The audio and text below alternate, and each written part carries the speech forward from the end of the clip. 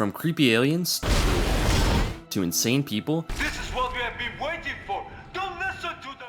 to an unsettling atmosphere, here's some of the reasons Dead Space 2008 Edition is a great video game. The first topic I'll be talking about is the people on board the Ishimura. Most of the characters in Dead Space are mentally unstable to some degree.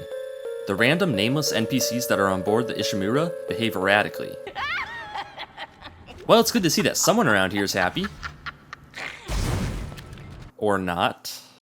While I was playing the game, I had a hard time trusting Isaac Clarke's allies. Why are you trying to point that gun at me? Is it because I've got all 3 of the laser sights on my plasma cutter shining in your face? Because that's actually a pretty valid excuse. What cannot be excused is this person's ridiculous demands. Kendra Daniels is a computer specialist who orders Isaac around the ship and tells him exactly what to do. Those green orbs you see are highly radioactive.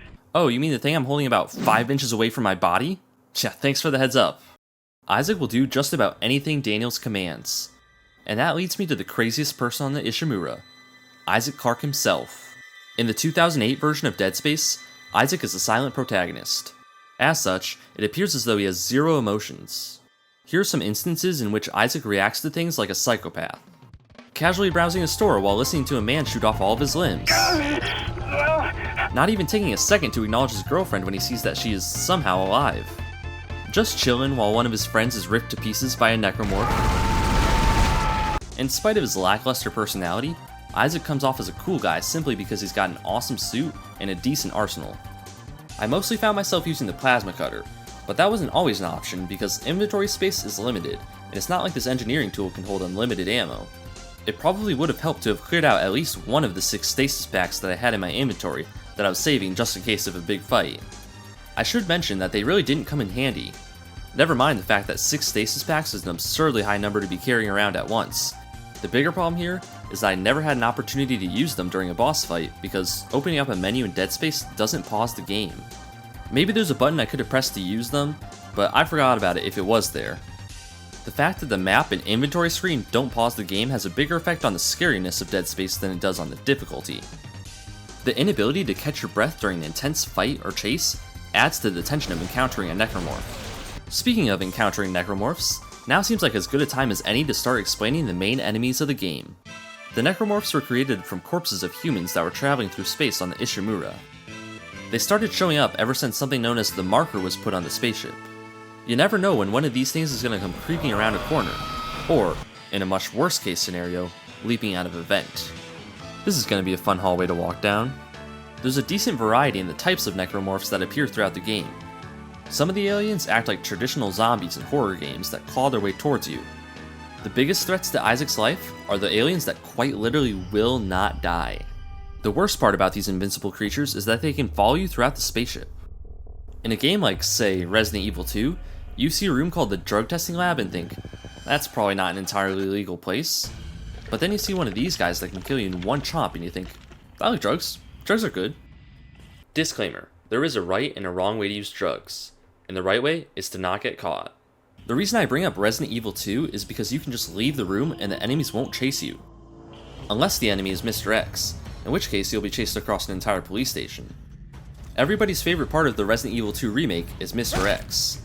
Dead Space has got its own version of that enemy, except, in this particular scenario, there are multiple Mr. X's that can only go a much shorter distance.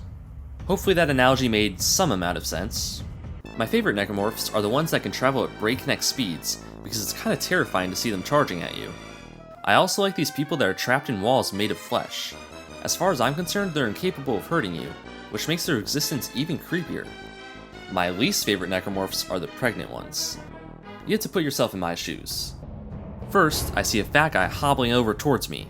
Then, I realize that's not a guy, that's a woman, and she's giving birth right before my eyes. After her babies spill out of her guts, they crawl on top of Isaac and start biting away at him.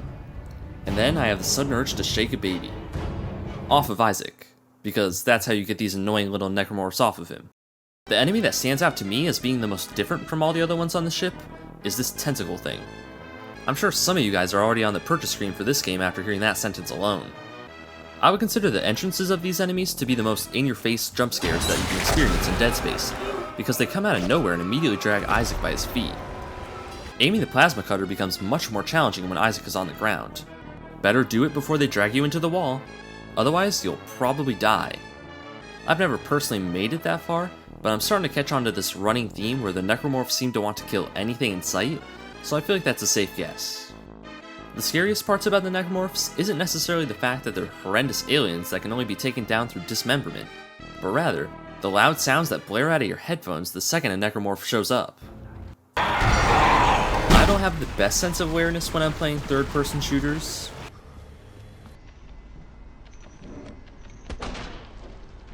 but I always knew when a necromorph was on screen because of the sound effects and the sudden change in music. Occasionally, the game will use the environment of the Ishimura to trick the player into thinking something big is happening. What you just heard was a sprinkler, as in the sound of water. Never would I have imagined that a sprinkler could be used for a jump scare in a sci-fi game about an alien infestation. The chapter that stands out to me as having some of the biggest surprises is Chapter 7, which takes place on the mining deck. Up until this point, the elevators have always been a safe place where you can take your hands off the mouse and keyboard and get a quick water break. Not in this elevator. Multiple necromorphs ambush you on your way down and make for a fun descent. The final thing I'll talk about is what I would consider to be one of the most memorable and nerve-wracking moments in Dead Space. The goal of Chapter 6 is to get rid of some aliens that look and sound like they've been smoking cigars their whole lives and forgot to take a second to get some oxygen in their lungs. Once you do that, the air in hydroponics becomes clean, and you gain access to the food storage. Before entering the hallway that leads to the storage, Isaac receives a disconcerting message from his girlfriend. Isaac, where are you? Help me. Once you enter the hallway, you'll notice that it's pretty long. A single recording sits on the ground, and it contains an even more ominous message. Hydroponics log, this is Dr. Cross. It's hard for me to believe what I'm seeing here. This is crazy. Absolutely crazy. That lets you know that whatever's ahead of you is going to be big. The end of this hallway has 2 crates of items. Once you open the massive door, you find a small room with yet another huge door, but this time it's covered in branches. There's also one more item just sitting on the ground to really drive home the point that whatever's on the other side of this door is dangerous.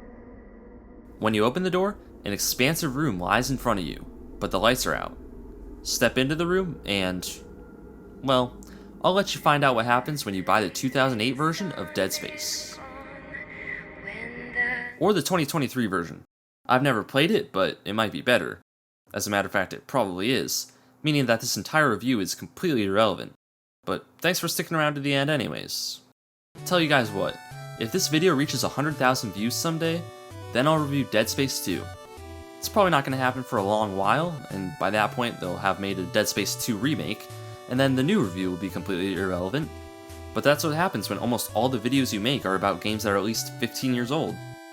If you'd like to see a Dead Space 2 review, then sending this video to your friends could help, or watching it 100,000 times by yourself could help even more. It's really up to you what you want to do. But thanks so much for watching, and goodbye.